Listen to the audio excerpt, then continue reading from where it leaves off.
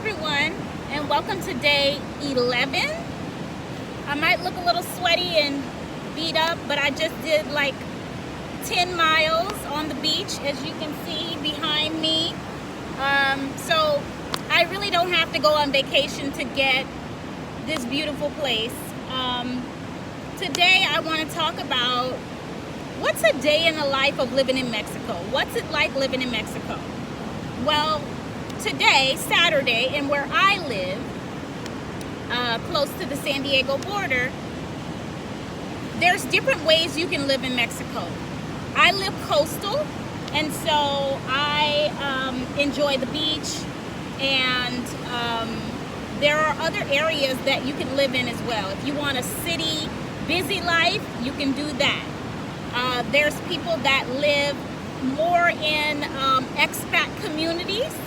Those are communities where there are other Americans, people speak English. So if you're thinking a barrier is, I don't speak Spanish, you could do that. There's also people that live more agriculturally in ranch areas. And so that's a different type of lifestyle as well, up in the mountains. So there's different ways to live in Mexico, but this is the way I choose to live right now. That could change. So this morning, let's just take a typical Saturday, not typical, but this Saturday, I decided to get up and I wanted to walk to the beach. So the beach is close enough for me to walk here. And on my way, I grabbed a fresh juice. So one of the things I love about Mexico, where I live and living this life, is I can stop and get me a fresh pressed juice, beet juice, carrot juice, but the person that usually makes what I like wasn't there. So I went to the community market. So I walked to the community market. I like going to the community market because everything is fresh. Everything is from the farm, and of course it is very affordable. And so I guess for me, going to the market, I spend maybe $30 a week, maybe, and I buy mostly produce, so I love going there. But I went to the community market. I put it down there. I bought a block for my cellular phone to charge it because I don't have it anymore. I lost it. So I was able to purchase that. And then there's a new kind of boutique there. And so what I did was I asked how much was it to put my clothes in there. I have some clothes that I cleaned out and want to sell. And I was given a price to put my things in there. So that was cool. But I asked around. Remember, I built a community. So I asked around, is that a good place? And someone told me, you know what, Keisha, no, I know somewhere that will buy your clothes. They buy clothes. And so we think that's better for you. Maybe wait and see how they do the boutique, because they're new, and they just didn't suggest it, but that was an option. So I continued on and I walked to another, it's called Baja Farms, and they provide fresh things too. So I got a fruit salad and I ended up getting kind of a smoothie. But artisans are all around. Artisans are people that make things. That's what I really love too. People are making things in their homes. Not only food, but other goods that you might be interested in. So I saw a necklace and earring set that I like that I'm gonna go back and get because they don't take cards. So I'll walk back home, get my pesos or my dollars, and go back and get those handmade items. But I mean, you can get pesto, olive oil, I mean, anything that people make with their heart, with love, and that you're not gonna get in Walmart. And so I bought a juice, and I decided that I'm gonna come on the beach and I'm gonna eat it and I'm gonna share with you this beautiful day as well. So that's what I decided to do. I decided to take a long walk on the beach. I decided to meditate. I even read from my spiritual book, a chapter out of my book. So it's just been really nice, a really nice self-care day.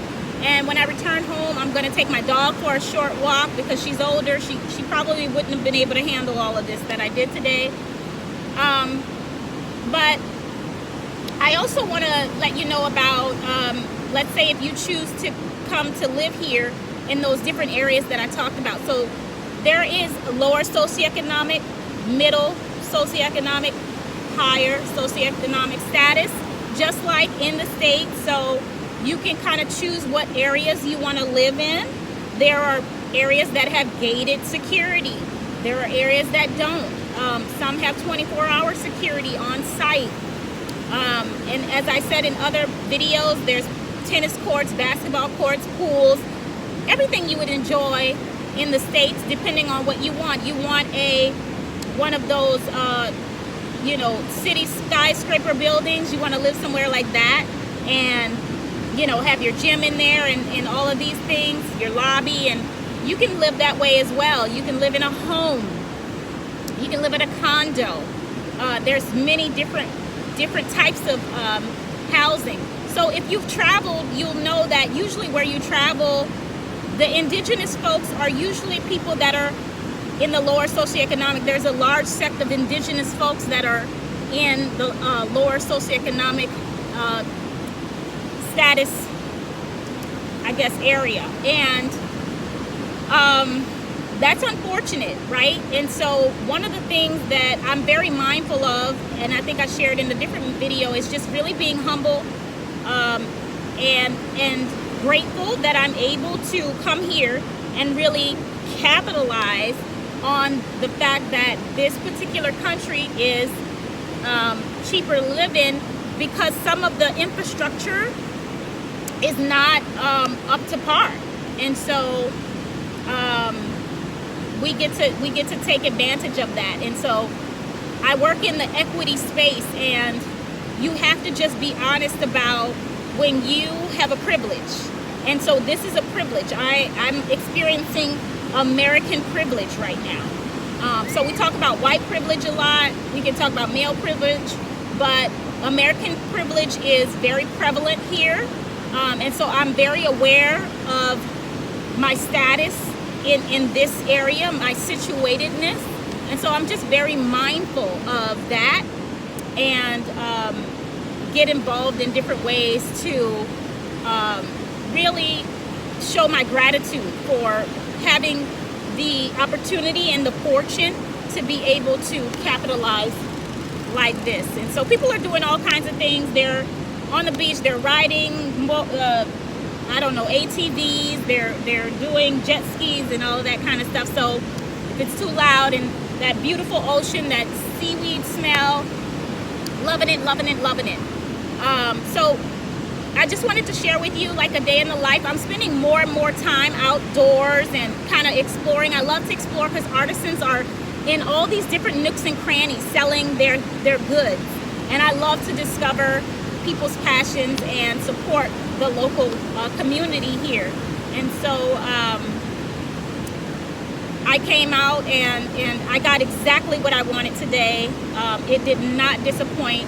Now that I'm working from home, I want to take more advantage of being out and enjoying the place here. For the first few years, 3 years or so that I lived here, I was rarely home. I would always be in the States, commuting back and forth, working, doing all kinds of other things in San Diego community, volunteering. Just a lot of my time was spent still on the other side. So this is really nice to enjoy what I have here. And so I just wanted to give you a snapshot of what it might look like to live in this particular area. Another thing that I mentioned before, and I want to mention again, is that you can also choose to live in an area where indigenous people live, the Mexican people live, or you can live in an expat community. And when I first moved here, I lived in an expat community. I didn't like it very much. It reminded me a lot of America. And eventually, as I built my community, I was able to move into more of an area with Mexican people, and I so enjoy them because they're much like us. we're indigenous people as well, and so we share a lot of the same values, and I fit right in, and they accept me with open and welcoming arms. So this is a day in the life today with Keisha, Dr. Keisha, Black and Baja in Mexico. So I'll see you later. And guess what? I went sans brassiere today because I'm celebrating the Tatas, you know. Remember, it's Breast Cancer Awareness Month, and check up on these girls, you know. All right, see you later. Peace.